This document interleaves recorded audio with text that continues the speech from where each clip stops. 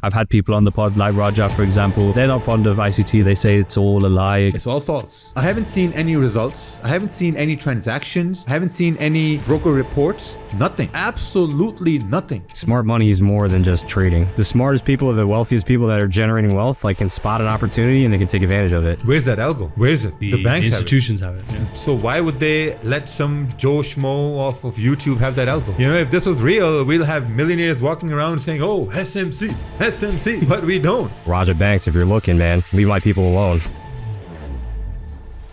The ICT rhetoric was the market is an algorithm, there's a central figure, everything's manipulated. It's the gods of the market that do this. Why do you think ICT doesn't trade or chooses not to? Never asked that question. The only question I want to ask is like, is his concepts putting money in my bank account? Yeah. A lot of times things are just so far beyond the realm of possibility. People just look at it and are extremely skeptical of it. It really just comes down to what are the questions that you're asking to try and put yourself in the same position.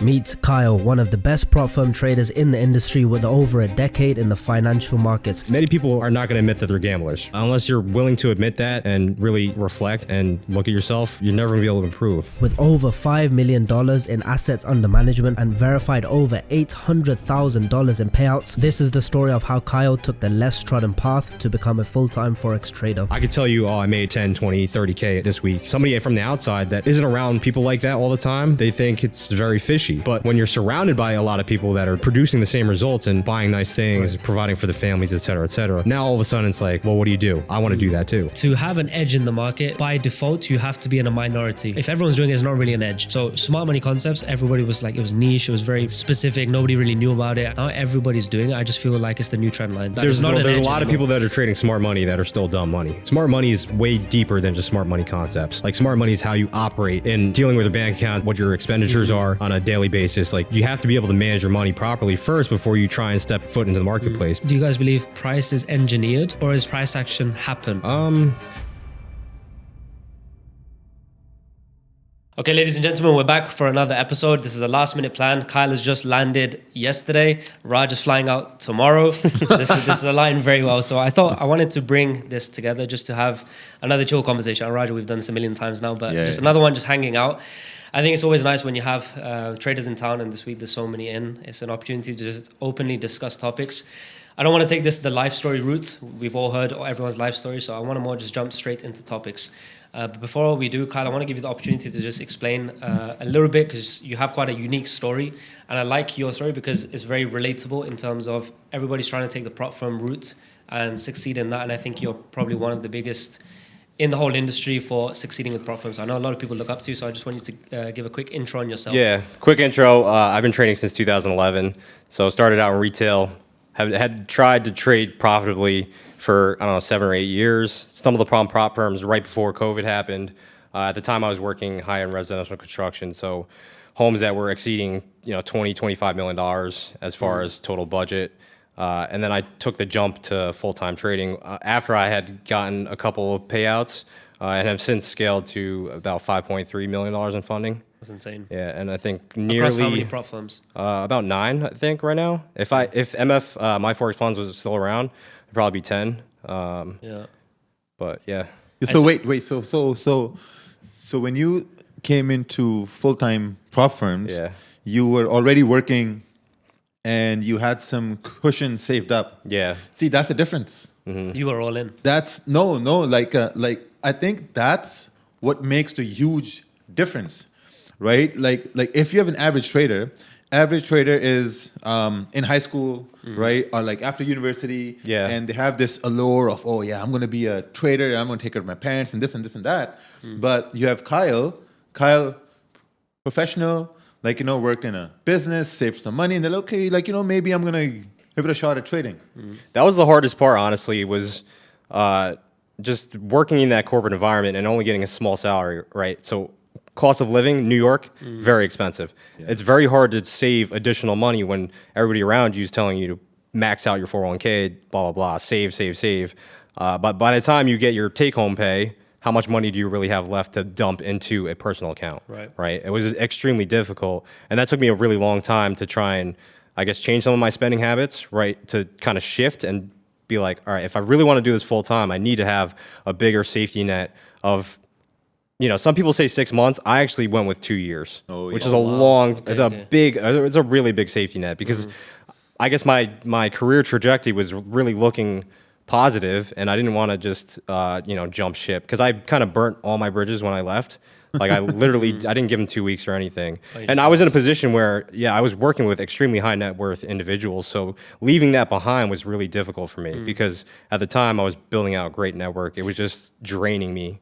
People make a buffer like you did. 6 months, 2 years is an incredible one. But the other side of it is, it doesn't matter if you have a buffer, because if you're just going to burn through that buffer, Yeah. then it's pointless. It's more, you also have to have things in your mind that I need to reach these requirements of profitability or track record, or at least this amount of payouts. What was that side of the spectrum? So I think the hardest part actually was me just being comfortable with just leaving my job. Okay. At the end of the day, I could always go back because I had built a skill set. If it didn't work out in 3 to 6 months, I could really just go back. Even if I want to just take a month off, try it out, I could always go back to work even the following month, because the field that I was in, I was doing estimating, and it's very niche. Like, so essentially what happens is the architect, or let's say if you want to build a house, they go to an architect, they build the house, right? And then they send the plans out to get estimated. So somebody actually that's building the home can tell you how much it's going to cost, right? That was my job. So I had to take all the materials, all the labor, put it all together, and then tell them how much it was going to cost. You started in 2011 trading, so you've been like 12, 13 years in the industry. Yeah. Are you longer than that, Roger, or less time? No, he's got more time. No way. Okay. More time I thought you were the OGs of OGs. Oh no, he's got. I was more a struggling time. trader, so you could essentially say it's been like a So 8-year overnight. how many years in did you decide to leave your job? So I think 8 years, yeah. So Wow. I was actually working in in that career for 6 years. So I had started trading right after I dropped out of college. I was broke. dropped out, I was okay. I was completely broke. Got into trading. Went back to school for business and finance. Couldn't find a job in trading, right? If I didn't have a network or the actual academics to get me into a trading floor like Jane Street or some other firm in New York. So I got an internship in construction and just kind of rode that out. Talk to me about your trading style, because I've gathered your ICT, but you're also quite wide stop losses. So how would you summarize your strategy in terms Yeah, of so technicals? I'm an ICT trader, but essentially I'm just trying to pick the weekly range. If I can understand where the weekly range is going based on the fundamentals, everything going on geopolitically, this market sentiment, all that, and I'm just really trying to guess the direction of the next week, and then I'm short-term trading within that swing. Okay. So essentially, short-term trading, I guess you would call it intraday trading. Some people even think I'm a swing trader because I hold overnight, but to me, that's not really swing trading.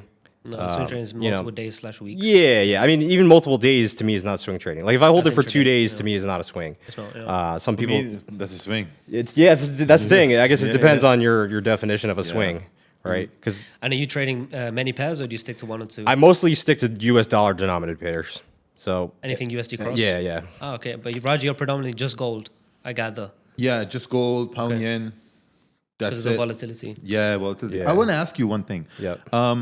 Now, let's say like once you really made the change, how did your family react to that? I don't know him that yeah. much, so that's why like I'm really interested in that part. Right. So my parents are actually not around anymore. I lost them from illness. So for me, it was I guess it was a little bit easier to take that jump because right before my father had passed away, I had hit a milestone in my career, and then it kind of like relieved me from a lot of stress. So I could take that jump if I really wanted to.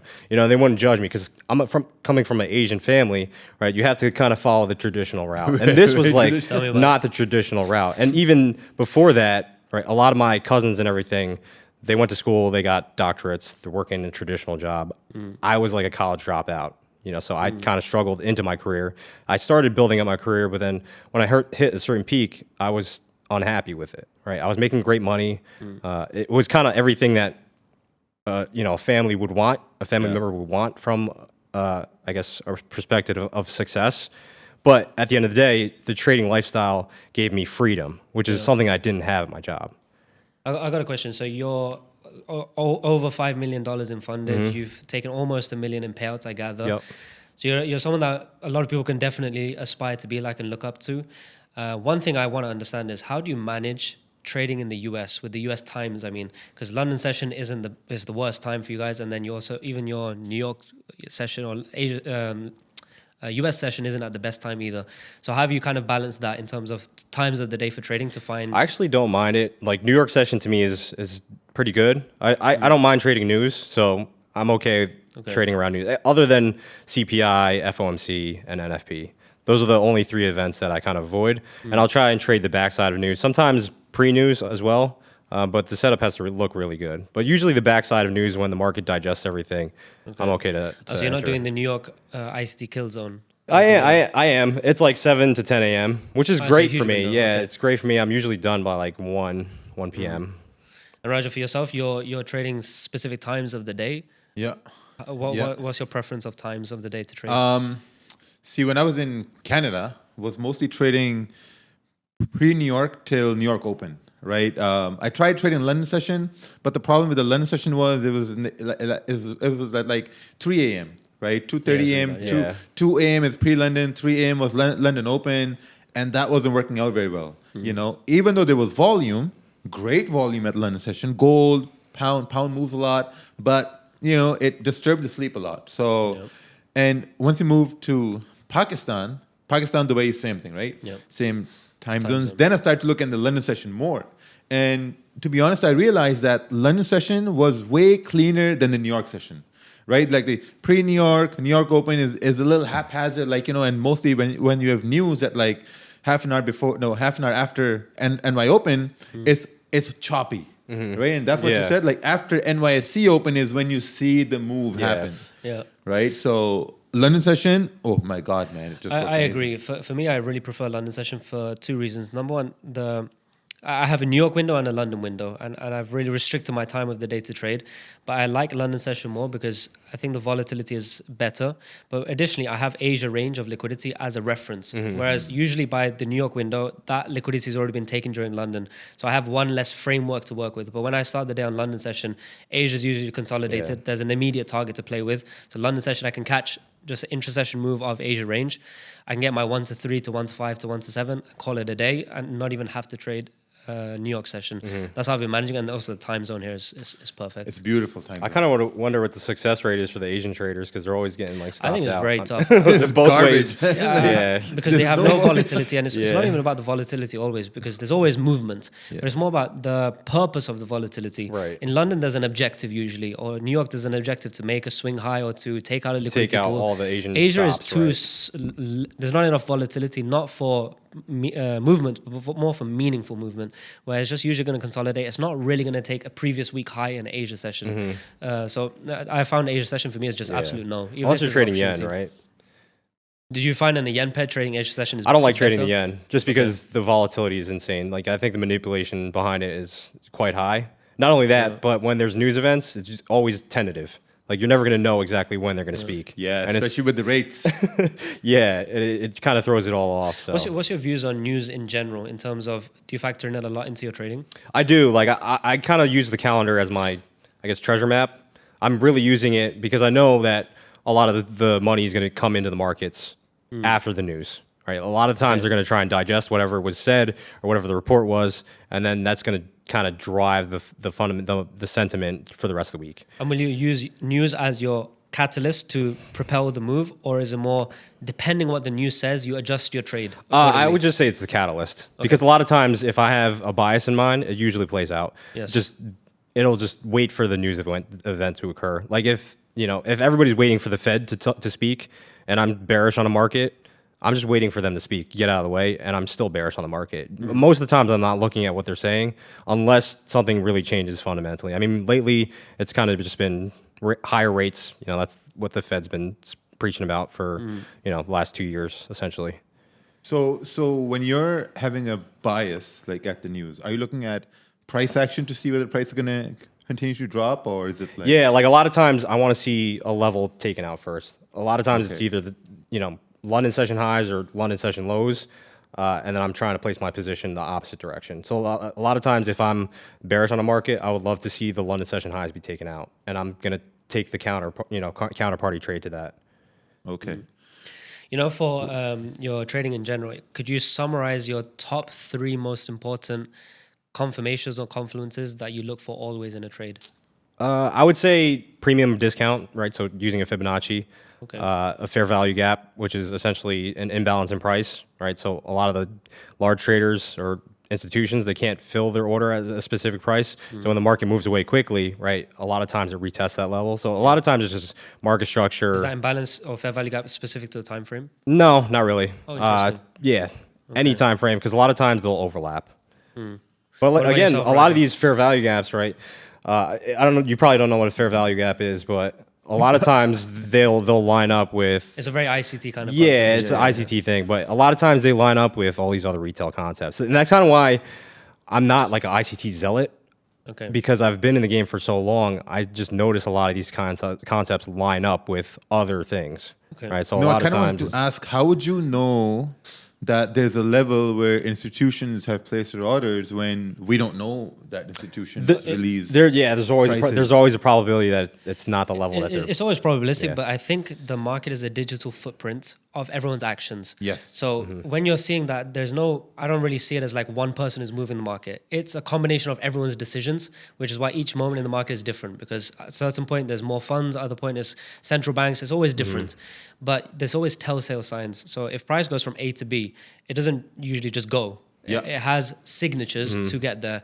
And usually when a meaningful move happens, you need a fuel for that move. So when I see something that is a significant move and you reverse engineer, how did that significant move happen? Usually you'll see to enable that move, you needed fuel. And that fuel of the market is usually a manipulation or run of liquidity. So when I start to see what is a move with purpose as opposed to a fake out or as opposed to a random move that is not significant, that will get taken out, I usually look for a run of liquidity or manipulation because a retail trader can't manipulate the market. A retail trader doesn't have enough money.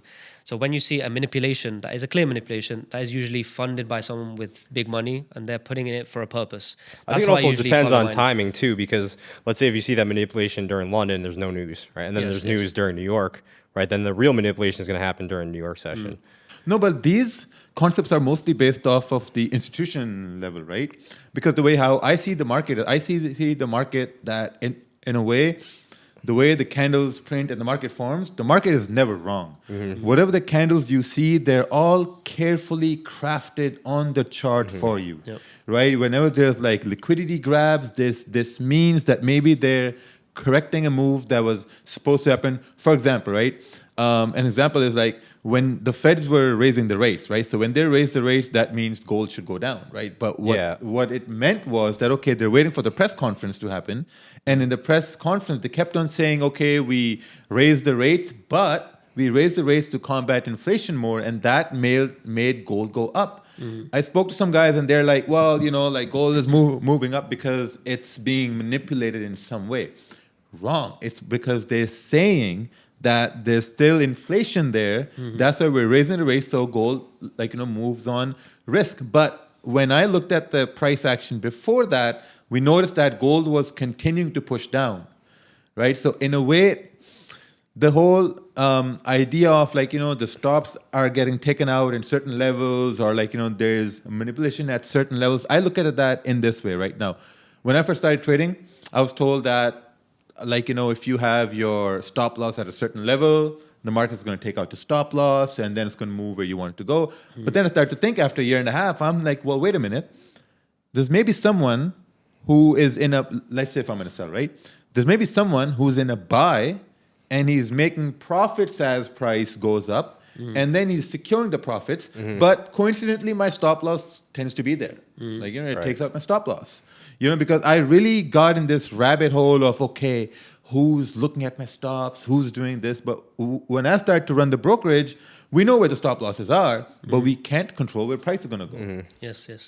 Right? So this whole, it didn't really... But I don't think the manipulations is on the broker level. No. And I don't think it's on the liquidity provider level. I think it's further along the chain. It's the gods of the market that do this. You know what it is though? Right? Like people think that the market has to be manipulated by some central figure or a puppet master. But the reality is not everyone in the market is involved to make profit. That's true. Because it's currency, it's money. So let's say price is moving on USD. That could be moving because somebody's trying to invest and make a profit on or price they're just action. trying to exchange their But currencies, it could be right? an oil deal going on somewhere in the world that's traded in US dollar, and that's a significant amount of money that was needed to be traded that caused movement. Right. So not every participant in the market is there to make profit. So therefore, manipulation is not always for that. Sometimes it's just to fulfill an order where you need this amount of orders. I have this buyer. You need to pair it with a seller. Okay, at this price point, there's no one. We need to move price to find that match. I think the hardest part about trading markets is really the context behind it and the narrative. Because even if they're following the narrative of the Fed,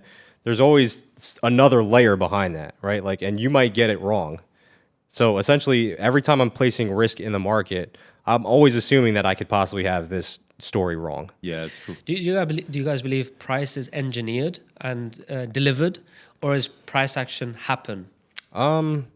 It's hard because at times I see footprints in the market that occur over and over, like they're repetitive. So a lot of times, Fibonacci retracements will line up with extensions. They'll take profit levels, and it's taking out specific levels of liquidity. So that at times, yes, it seems extremely engineered, but then at times it seems extremely random, right? So it's very difficult to weigh that, because if you think it's 100% engineered, right, now all of a sudden you think that you've figured out the market, and now you're going to possibly start sizing up on your positions, and then when a trade goes wrong, you're like, well, it should have done I find this. it interesting you say that, because I thought the ICT rhetoric was the market is an algorithm, there's a central figure, everything is manipulated, and it's very conspiracy matrix-like. Whereas you as an ICT trader yourself for a long time, you're actually not saying that at all. Well, I think the thing is, and I think he's a great marketer, and I definitely owe him a lot, because he's the only mentor that's helped me through my journey, and I've found success through that.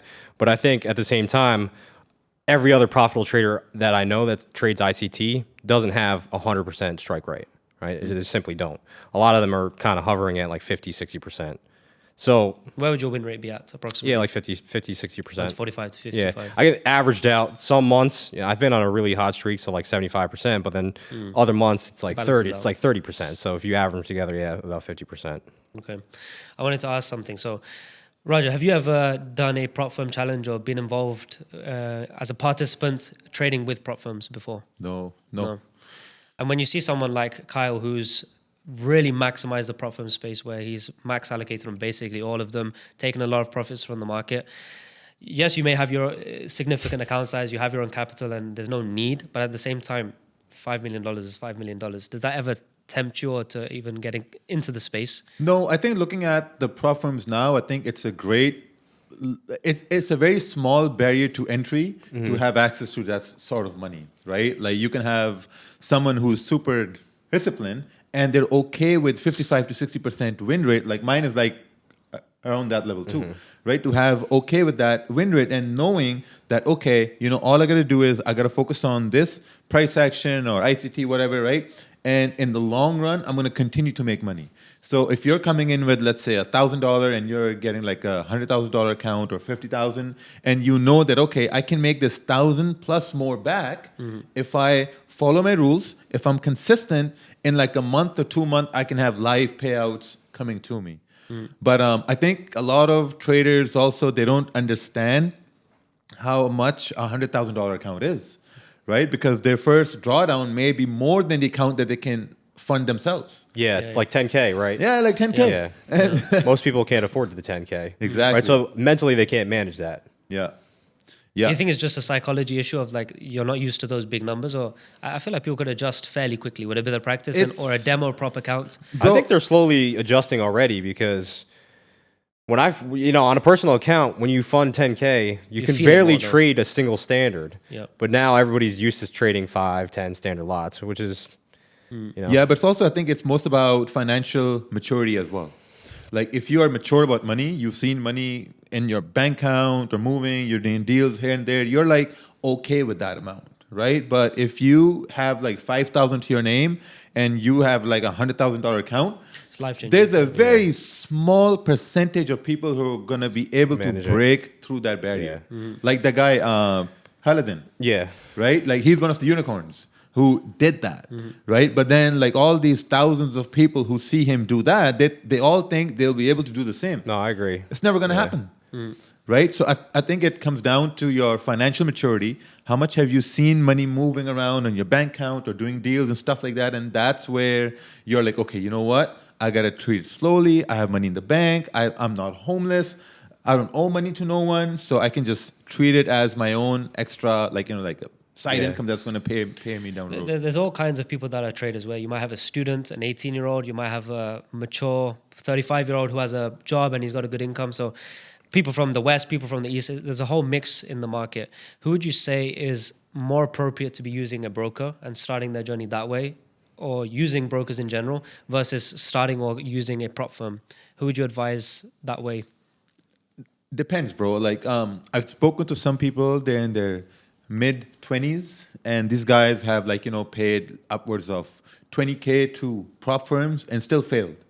Right. And when they look back at it, they're like, oh, shit, man, like I could have just, you know, funded my own account and started to build that. Then I know guys who are in their mid-30s and like, you know, early 40s, like, and they're okay with trading at brokerages, and also they're okay with trading at prop firms because that same financial maturity aspect comes along. So it really depends, because at the same time, you got to know when to call it quits. If you don't call it quit, if you feel like, okay, you know what, this one more challenge or one more deposit is going to make me... It's the same thing with a retail brokerage account, right? Because you take that loss, you need to make that money back now. Exactly. They're just not comfortable taking the loss. And I talked about it with Riz when I sat down on his podcast. Like, smart money is way deeper than just smart money concepts. Like, smart money is how you operate in dealing with your bank accounts, you know, what your expenditures are on a daily basis. Like, you have to be able to manage your money properly first before you try and step foot into the marketplace. Because if you're not in a position where you can reasonably afford to lose that money in your account, it's going to put added pressure on you. You're not going to be able to perform. Your points on smart money, I'm in complete agreement where to have an edge in the market, by default, you have to be in a minority. If everyone's doing it, it's not really an edge. So smart money concepts, everybody was like, it was niche, it was very specific, nobody really knew about it, and it was an edge. Now everybody's doing it. I just feel like it's the new trend lines. It's the new norm. There's a lot of people that are trading smart money that are still dumb money because they're paying for the challenges on credit, right? They can't afford, they really can't. Really? Yeah, because you can pay for the challenges on credit. Wow. That's the difference between you depositing into a brokerage account, because they're not accepting credit cards, right? So a lot of people could possibly be, I mean, I honestly, I don't recommend it out there, but that's kind of how I got my start in prop. I did have the money to pay off the credit, right? So like I used the credit card to get the rewards points or, you know, my points on the credit card, but I just paid the balance off, you know. Have you decided treated it like a business? Later in your career, have you decided to now come back to a broker and fund a personal account? I actually have, Oh, yeah. I've actually done pretty well in it the last couple months. What did that journey look like? So how long have you been on props, and then when did you decide to go into a personal account? So like 2 years on props. So I've recently crossed like 750K, approaching $1 million now. But when I crossed the 750K, I loaded up a personal account. It was kind of right around the same time my forex funds went down. Okay. I loaded up a personal account. I was like, all right, I'm okay losing 2,500, 5K per trade. And if I can just do that reasonably, you should be able to grow a personal account. But I never was in the position to grow a personal account. And that's kind of the struggle that I had faced for so many years. It's like I wasn't in a position to really grow the account. Yeah. You know, when it comes to you have let's say a decent account on a brokerage, when you start to grow that account, you take profit, you can withdraw that profit, and I think it's okay to spend it. Keep a bit to grow the account, but it's good to spend right away or invest or whatever you do. But when it's with a prop firm, you can't do that, because if that prop firm goes away, or like MFF, it disappears one day, you're left with nothing. It's not real money. It's not your money yet. So when you are starting to get these withdrawals, you don't have a 100K account sitting that if everything goes wrong, you can cash it out. Right. That it would be in a broker. So how are you financially planning your payouts to what's to spend, what's to tax, what's to reinvest, what's to keep in the account to scale it? How are you managing that? For like the personal account right now, from the prop profits. From the prop profits, honestly, I'm just sitting in cash mostly. I'm in the States. Like I would love to get into property in the States, but the interest rates are insanely high. So I'm looking to invest obviously abroad. I'm here in Dubai. I'm going to look at some properties this week. He's the man to talk to. Okay, perfect. So other than that, like just trying to grow that personal account to a level where if everything went to shit, excuse my language, and if I lost all the prop capital, because essentially I'm taking like 10K, 15K monetary risk across all the accounts. That's a 0.25% risk on like $5 million. So essentially, I would love to have How much that exposure is over how long? Let's say a 10% risk. That's over a month or over a week, or how? so the 0.25% risk, Quarter, okay, quarter very quarter nice. percent risk. Okay. Yeah, it's like 10K Okay. on $5 million. Okay. Which is it's a sizable amount, right? Yeah. So how much do I need to have in my personal account to be comfortable with that? Probably like 250 to 500K in a personal account. But at the same time, I don't want to leave that much because my money's not insured.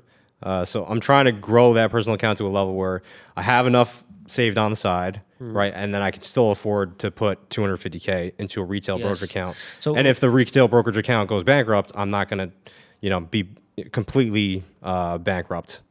I wanted to hear personally. your advice specifically because you've been doing this for a long time. Obviously, you didn't get one huge payout of 700K. It was in 5K, 10K increments. So when that money is slowly coming in, obviously it's very tempting to fly business class, go on a holiday, buy a watch, this and that.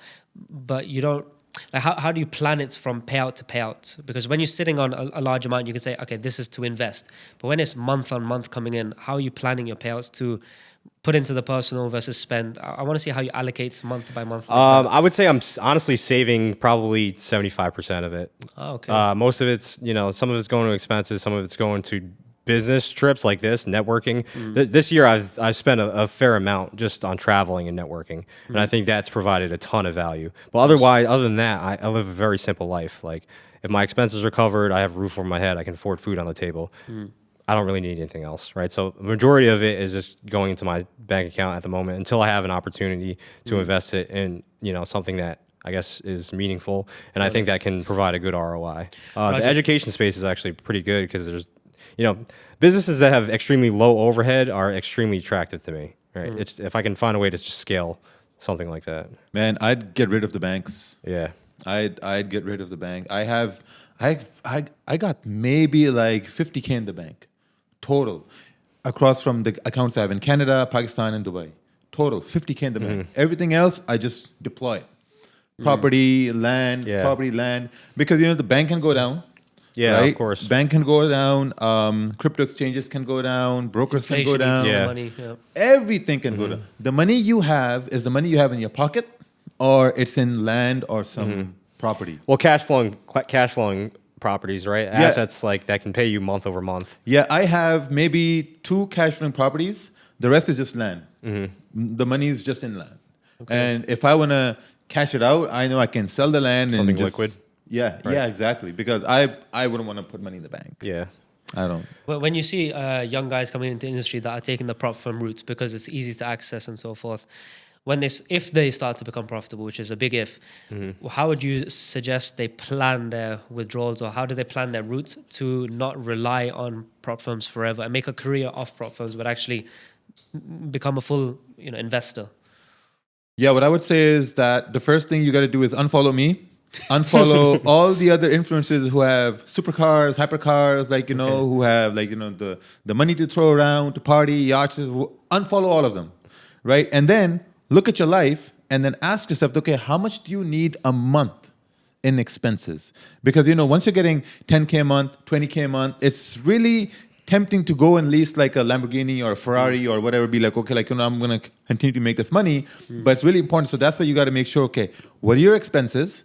And can this payout, for how long can this payout sustain you with these expenses, right? So as you said, you had like a 2-year expenses paid, right? So if you can have, let's say, a 1-year expenses paid, then you can look at, slowly you can look at, say that, okay, what can I add more to my life that's going to provide more value? Right. Is that more security, better education, or a little bit of an extra gift for the wife or the girlfriend?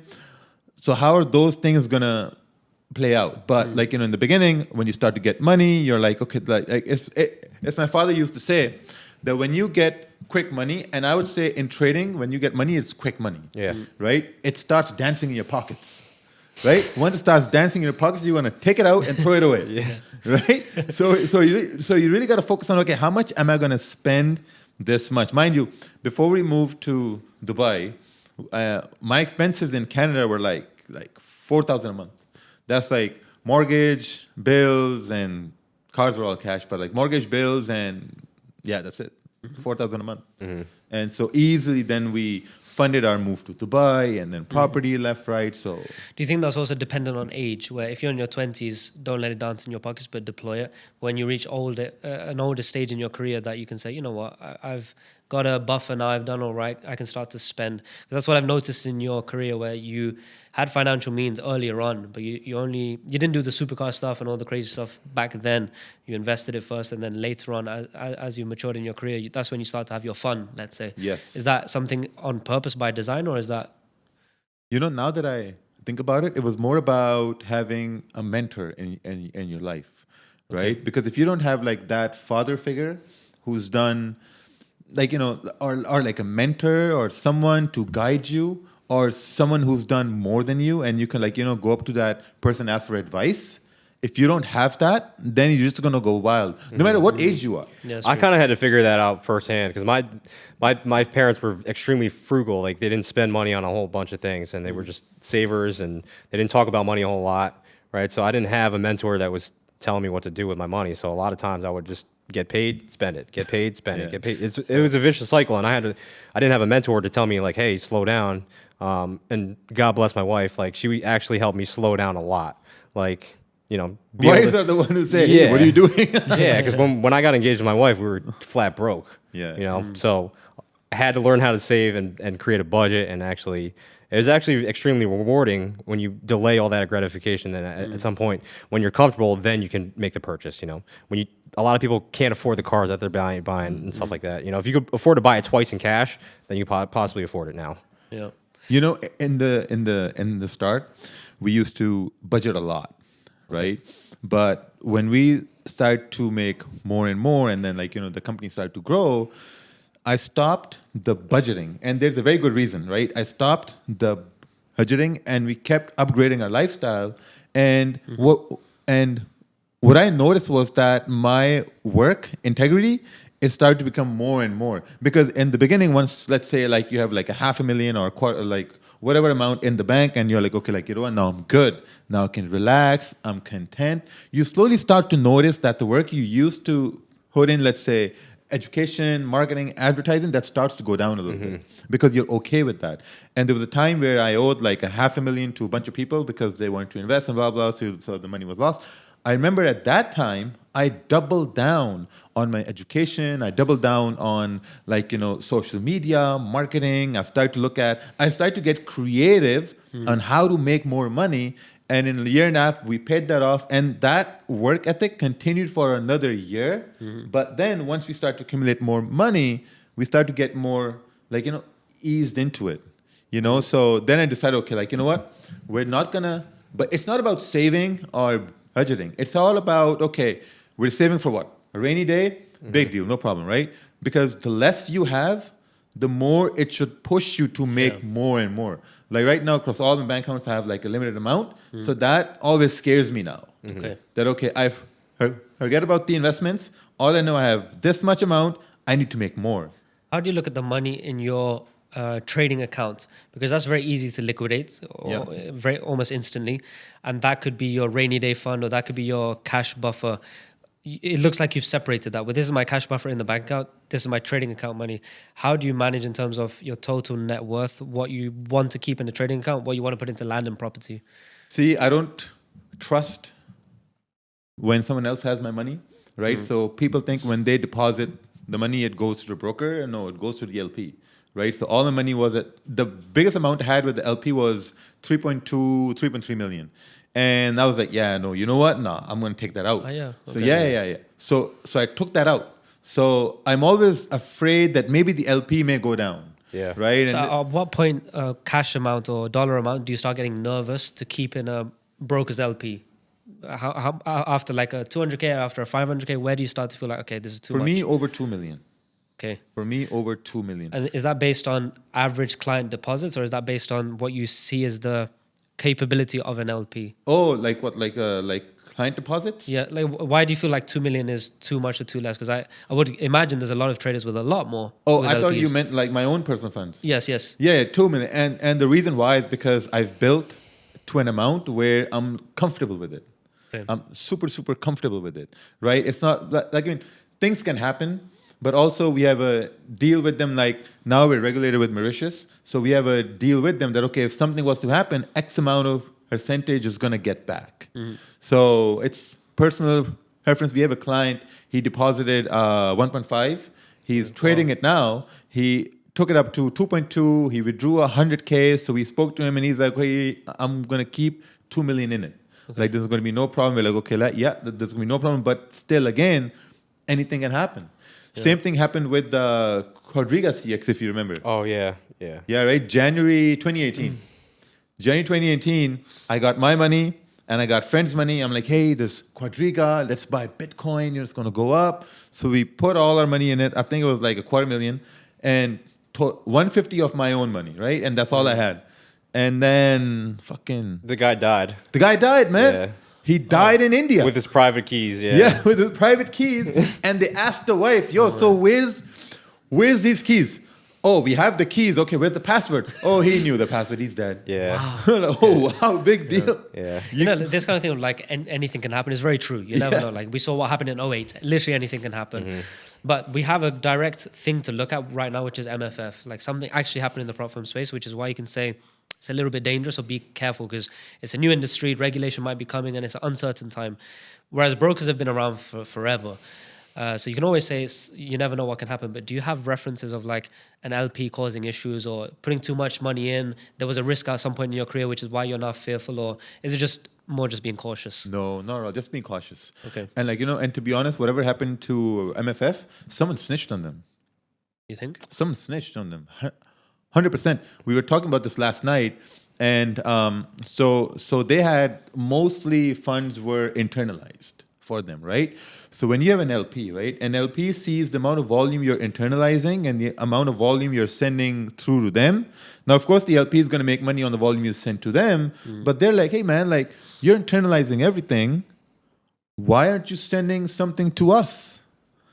So I think there was some snitching happened over there. What I want to understand, because I've never understood this, prop firms is a known model that they're all B-book, essentially. The challenge fees pay out the profits or the withdrawals. So it's a closed loop and it doesn't need to ever go to the market because it's not actually pulling profit from the market to pay out these people. So when that's a known thing and everybody's doing it, why do these prop firms even need an LP? What is it there for? LP is therefore to provide you the price feed. So it's literally just for knowing the price. Yeah. But it's not actually to put money in, take profit from the market. It's nothing like that at all. No. Like, let's say if you want to measure like the length of your, let's say your arm, right? And you're like, okay, I know how to measure the length of my arm, but how am I going to measure it? And I'm going to say, okay, Waqar, I'm going to give you a measuring tape. And you can use this tape to measure your arm. And you're like, okay, perfect. Now I can measure my arm. Now all my friends can measure their arms, right? But if I take the tape away, yeah, what if I give you tape, right? Now I'm the liquidity provider. Yeah, exactly. He said, I'll give the tape to you for cheaper. My tape is in metric. Yeah. Okay, Different. Interesting. Yeah. But then why do you feel like there was like a snitching situation where what is the relationship between a prop firm and an LP? Is it paying fees or is it commission per lot, or how does that relationship work? Fees, commission per lot. They make money on volume sent to them, right? Okay. So this is just a theory. So it's costing the prop firm quite a lot to have an LP when the value provided back is just a price feed, or is there more to it? They're just getting the price feed, and that's about it. They pay per account, I think. They pay per account to open an account on MT4. It costs them. So it looks like the prop firms are paying a lot to just have this illusion of we're actually working with LPs. Crazy stuff. One thing I wanted to talk about. So right now in Dubai, there's a lot of traders in town, and I've seen a lot of these people online, or some of them not even online people, but I'm having conversations with so many people in the industry, which has never happened since I've been in the FX space. So I'm really meeting people, hearing their opinions and stuff. And one common theme I'm seeing on a lot of the people is everybody likes to talk shit on the industry, or like, this is so bad, the industry's so bad, this person, I won't say names, but this person's so bad, this guy's scamming, this guy, and everybody's talking about this all the time. And one thing that I started to tell people is, I agree, there's one thing that's a scammer, and there's no debate there ever. A scammer is a scammer. Another thing is like you give the illusion of this much value, and you only provide this much value. That's not a scam because you gave someone value. It's just not priced fairly. So that's another category. Another category is where everybody's throwing stones at people that are in the industry doing business, but are fake traders. But they're doing legit business. Let's say a prop firm owner, that is a legit business. Or Magic Keys, it's a legit business. So there's plenty of opportunity in the space. But just because they're in the space of FX, I tell them, you don't need to be a trader to be in the space. It's like saying in soccer or football, the manager is a scammer because he doesn't play himself. It's like, no, he has a role. Yeah. Or the president of FIFA, he's a scammer. Well, he's also 70 years old. So not everybody in the space is a trader. Not everybody in the space needs to be a trader because I said to one of the guys, like, I'm pretty sure the owner of TradingView, probably a multi-billionaire. I don't think he trades, but he's in the industry. So that got me thinking, like, yeah, there's nothing wrong with being in the space and not being a trader. You don't even have to pretend to be a trader because there's room for innovation, there's room for growth, there's room for business. I wanted to hear both of your thoughts on that topic because off camera, that was actually quite a big debate we were having amongst a lot of traders. Man, I think this whole word of scammer is thrown around way too loosely, right? The definition of a scammer is that if I give Kyle money and Kyle, I'm giving you money so you can give me something in return, and Kyle just disappears. Yeah, exactly. And I'm like, okay, yeah, he scammed me, right? But if Kyle says, okay, here you go, Raja. And if I don't like that, I'm going to say, yeah, Kyle scammed me, right? But I'm not going to look at it in the way that, okay, no, Kyle gave me something, right? And I gave him money because I knew that what he's going to give me, I'm going to like it. But if I didn't like it, that's all on me, right? Because I made that decision. But if the same way, like, if something's not delivered, then that's a scam. Yeah. Right? I think you just made a very key point is like you took, sole responsibility for making that decision. I've spent a lot of money on education and I never looked at somebody and said, oh, this person didn't deliver, whatever. And I never said somebody was a scammer. Maybe the value wasn't there, right? Yeah. But I made the decision to pay this person. That's how the marketplace works always. Like It's like me saying I'm going to a restaurant and I pay money for my food. I get my food. I just didn't like the food. It wasn't as good as I thought. It wasn't good as my friend said it was. It's not a scam. It's just value difference. I think the thing is everybody's so quick to jump to scam. And when I got into the markets, it seemed like the whole forex space was a scam. Like nobody was making money. Yeah. The brokers were out to stop hunting you. And I think it's such an easy word to throw around, but... Why do you think it's thrown around? Is it insecurity in people, or why is that the most famous word in the forex space? It's kids, not even man. Just dumb kids. That's all what there's to it. Seriously, that's it. Right? Like any mature adult is going to know that, okay, like, like in our group, we have guys who are in their 60s, right? And they paid for a webinar and now they're trading and they're doing okay, but it's just... immaturity at that point, right? If something doesn't work for you, you can't say, oh yeah, that's a scam. Yeah, I think a lot of people are just skeptical because if it's not working for them, they just instantly label it as a scam. Yeah, oh, I got scammed. Yeah. I think it's also a case of I bought a course. It was good information. It wasn't the best life-changing, but it was good information. So I got what I paid for. I tried it out, but I'm lazy. I don't backtest. I don't do the work, whatever. Exactly. So instead of blaming myself of I didn't do enough, it's easy to say, it was the course. He scammed me. Rather than blaming yourself, and it's a very scapegoat mechanism. Yeah. I think that's a big part of it. And also I see people just hate seeing other people make money. I don't know why, but it's like the nicer your car, the nicer your watch, the more hate you get in the FX space. In other industries, like, oh, he's a legend or whatever. People look at Grant Cardone through property, he's got a jet, he's a legend. But I think if somebody in the FX space put out a jet, he's a scam. Automatic it's just a different view. I don't know why. Bro, I had that mindset. Like, in the beginning, when I was working and I was trying to find jobs and this and that, and I was working on oil rigs, I used to think that anyone who has more than 3 or 4 cars or like a big house, he probably fucked someone over. That's what my mindset was, right? Automatically, okay, he sells drugs or he scams somebody or he does something bad, and I really had to rewire myself to think that, okay, like, what, it may not be that way. Let me look at a guy and see that, okay, if he has these things, what is he doing that I can incorporate in myself to do the same thing? And that's when my mind started to open towards that, okay, like, what, you can make a lot of money if you service a large population of people. Okay, how do you do that, right? You find a group that needs to learn something which is not there. You have education, right? Or you find a product which people can use which isn't there. You got Magic Keys, brokerage, funding programs, companies like that. So I really had to rewire myself. And then people started to say, okay, now Raja, you got a Ferrari, you've changed. I'm like, I had the money to buy it, man. I bought it. It was a problem. I wanted to ask you on this topic. So we've kind of established that to be a educator or a mentor in the industry, you should probably be a trader too, because you're teaching people what you do. How do you then view ICT, where he's teaching millions of people how to trade, but he doesn't trade himself? Yeah. Does that bother you? No, so like, just so you were talking about, like the manager of this soccer team doesn't play, right? Maybe that's not their skill set. Maybe they're great teachers, but they can't execute themselves. I got nothing wrong with that. Some people are great teachers. They don't have to be the person trading. Why do you think Right. ICT doesn't trade himself or chooses not to? I think I'm not 100% sure. You know, I've never asked that question. The only question I want to ask is like, is his concepts putting money in my bank account? And like Yes. what you were saying is a lot of times those things that are just so far beyond the realm of possibility, people just look at it and are extremely skeptical of it. Like, oh, how did this person get all these riches and everything?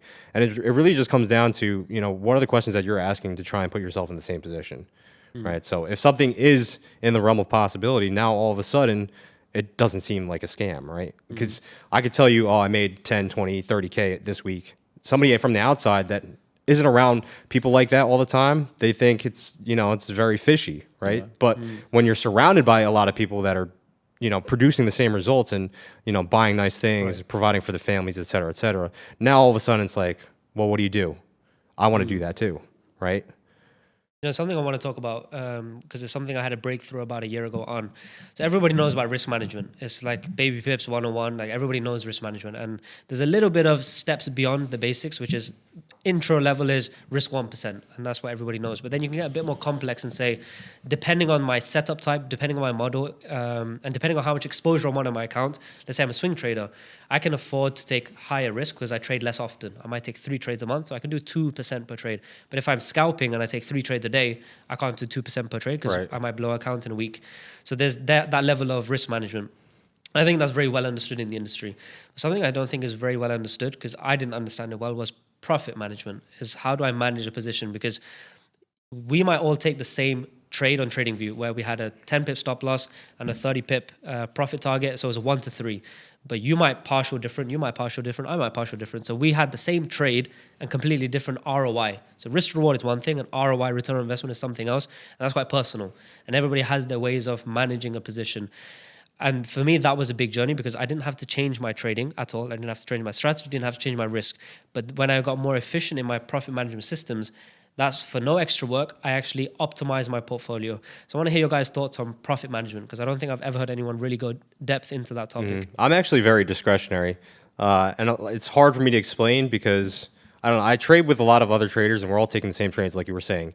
But we're all managing it differently. I think it just comes down to your comfortability. Like a lot of times I'm not comfortable holding my trade through the weekend or holding it into news, et cetera, et cetera. Okay. And it really comes down to like gut feel for me, you know? Do you not feel like that level of subjectivity and going trade by trade allows you to introduce emotion, and therefore at times you're a human, you may make human error, you might get emotional, whatever, and that adds a level of inefficiency? Or in my view, I'd like to say, if I were to see a avatar of a professional trader, the perfect trader, I would say he would have a strategy that's completely objective, completely mechanical, completely repeatable, away from emotion. That's what I'd say the ideal is. So when I'm the same. I used to be the same completely. I was like, depending on the day, I'll take profits accordingly. But I started to realize, if I want to be this avatar of the perfect trader, I've got to be as away from my emotion, because if I allow room for emotion, at some point I'll mess up. Yeah. Which is why I've gone for, instead of discretionary, I've gone for objective profit taking. Yeah. Has For that ever me, come for to me, you? it's like 50-50, because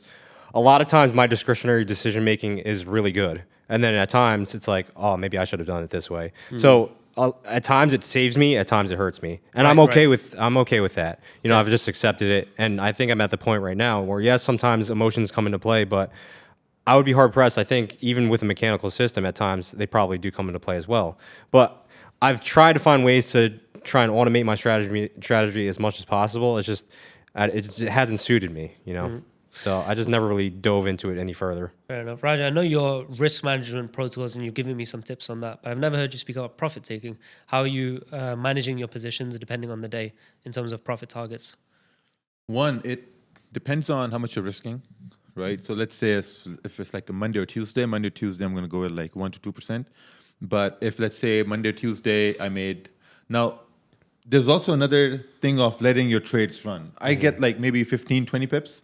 Monday, Tuesday, 15, 20 pips. If I had profits Monday, Tuesday, Wednesday, I may let the whole thing run, or I may let 10% run. Like in the beginning, guys say, okay, like, you know what, I can't let my trades run because the trades, I secure profits, and then I see that price continue to run. That comes down to confidence, right?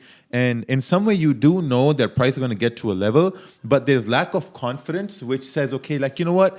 Let me just secure the position right now. And then you're like this, you're looking at the chart, you're like, damn, it's going where I wanted to go, right? And I'm like, the only way to solve that issue is to close 90% and leave 10% running. Or close 99% and leave 0.1% running, so you're still in the trade. Because as long as you're in the trade, you're going to build that confidence level, right? That makes sense. And maybe in like 2-3 months, you're going to let 10% run, That makes 20% sense. run. But also in the same way, if I'm profitable, let's say Monday profits, Tuesday loss, Wednesday profits, Thursday, I'm going to up my risk to 5%.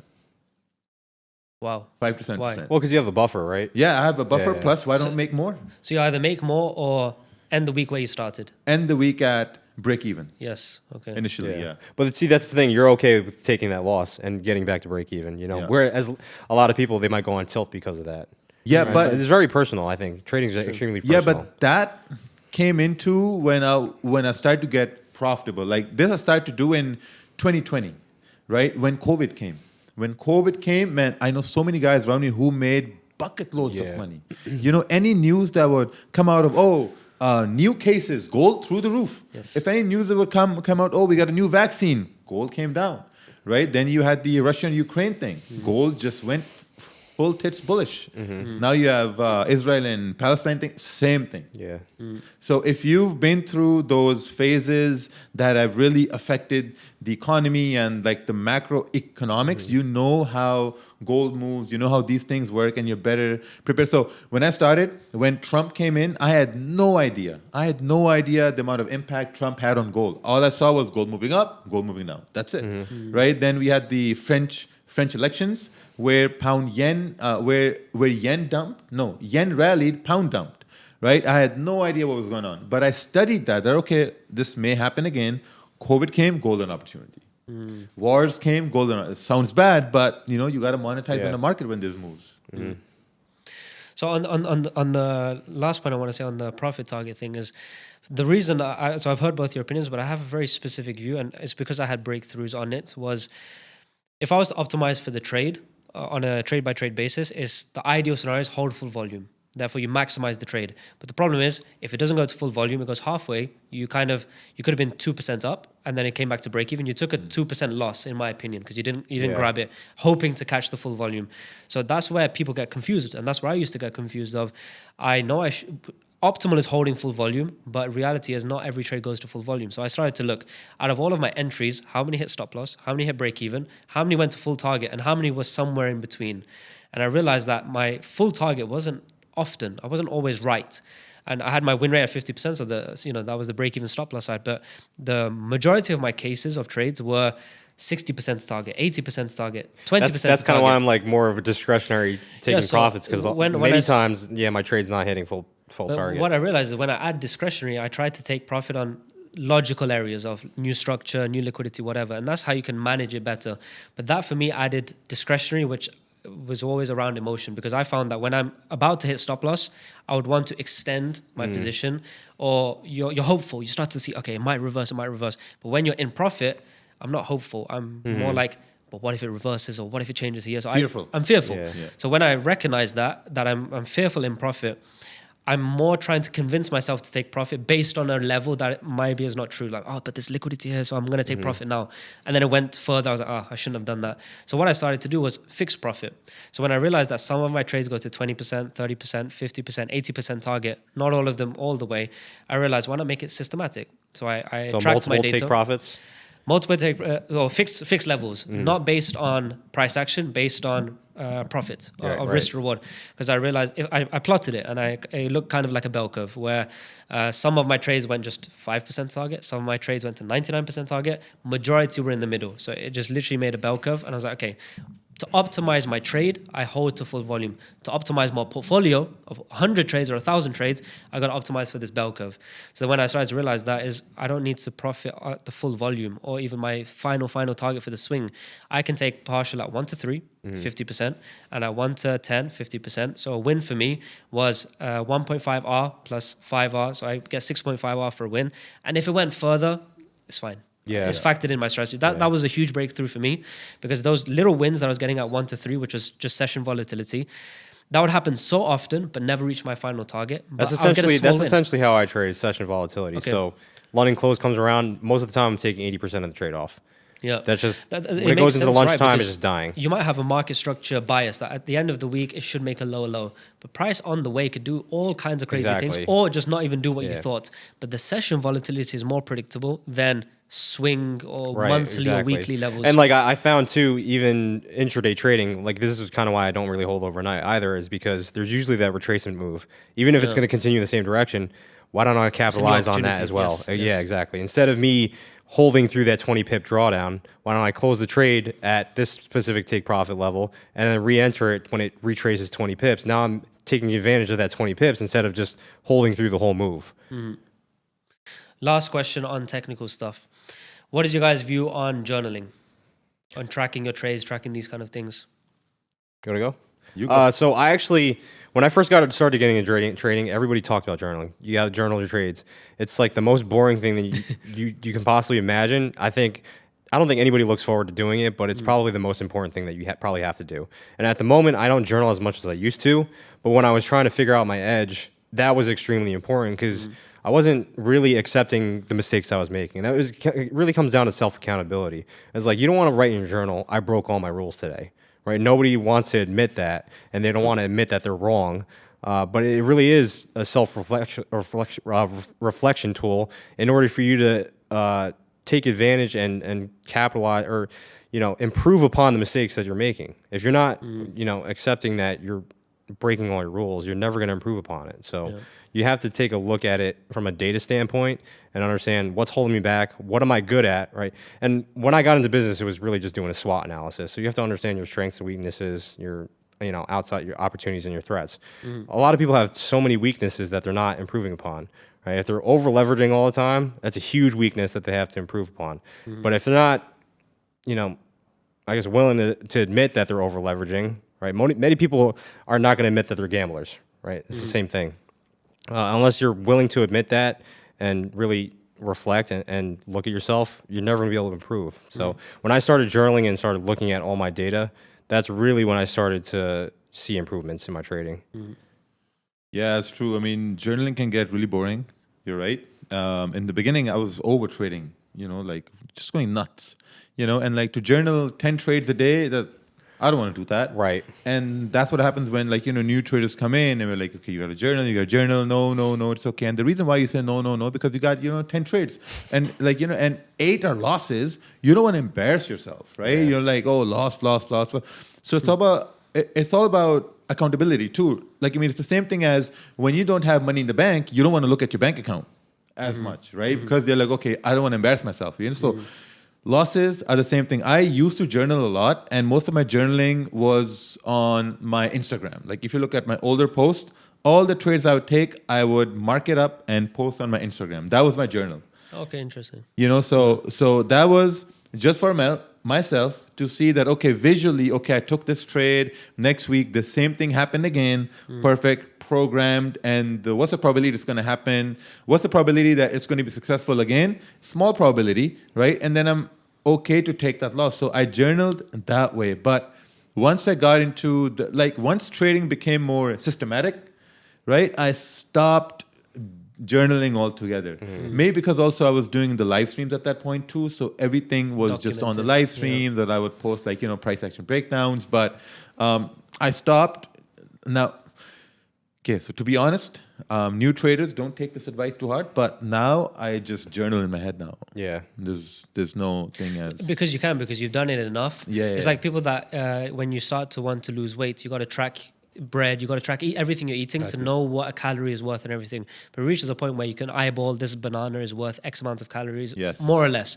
So I think it's the same thing as you've done the Yeah. reps and you get the skill set. But in the beginning, you got You got it. Yeah. You Because and the a lot of funniest- traders are just making tons of mistakes that they shouldn't be making. and they're not right? realizing Yeah, it. exactly. And the journal is where it's going to show you. And actually, the funniest thing I see is, because I did it, I would really happily journal my wins. I'd do fancy colors, I'd mark out notes, everything. When it came to a loss, Really crazy I was like, summaries. Golden Star. but when it was a loss, I was like, but I was just kidding on that. Like, you justify like, I wouldn't do that again. I know I shouldn't have done that. And you don't journal it. And then Yeah. you kind of play yourself. No, like and you were everything. saying with the losses too, because on a given day, I was over trading as well. So when I took a loss, I was trying to make it back. But without realizing every trade that you take, now you're adding more work to your journaling. Yes. Right. So every trade that you take is more and it and helps to more. control that. It's, Yes. it's just Interesting. you're building that workload for yourself, and it's not positive. You're not learning anything from that really.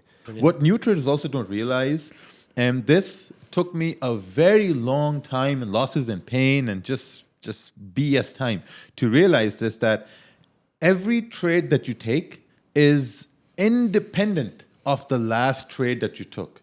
Because at times, let's say you took a buy and price went down, you lost it, and then you're like, okay, now it's going to go up, and you take a buy again based on the idea that, okay, my last one didn't work out, so this has to work out now.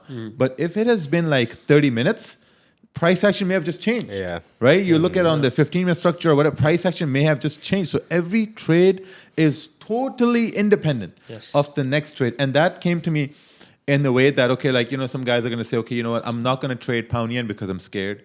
I'm not going to trade gold because I'm scared. It's not like that because like every price action is totally different. And I used to think like that, and I started to realize that. So when I used to work door-to-door sales, right, we would look at certain homes, and we would say, okay, this home has like a nice manicured lawn, they have a nice car, they have a Dodge Ram or whatever. Yeah, this guy must be mean, I'm not going to talk to him, right? So we would skip that house and go to the next house. It's the same thing as, I'm not going to trade gold because, it's a scary pair, I'm going to trade something else. But you wouldn't know what blessings are there behind What's that behind pair the or that door. house. Yeah, exactly.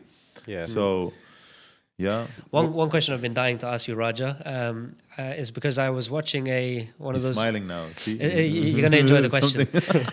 I was watching one of those late night talk shows where the celeb comes on and the host just chats about their life, whatever.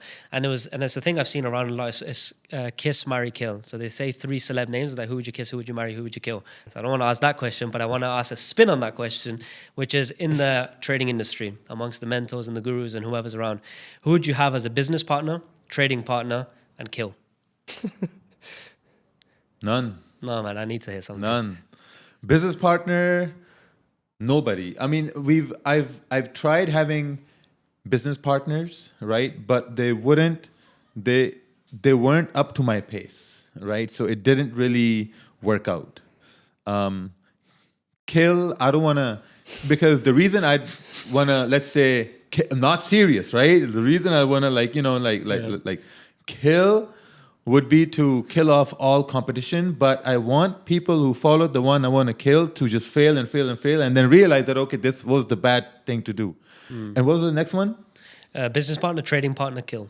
No trading partners. No trading partners. There's not someone you look No up to say, business I'd partners. like to learn a bit from him. But more the business partner thing of like, I see this guy is doing big business in the trading space. He knows what he's talking about in business, and he would be someone that I want to learn from or work with. To be honest, Ted has mentored me in business a lot.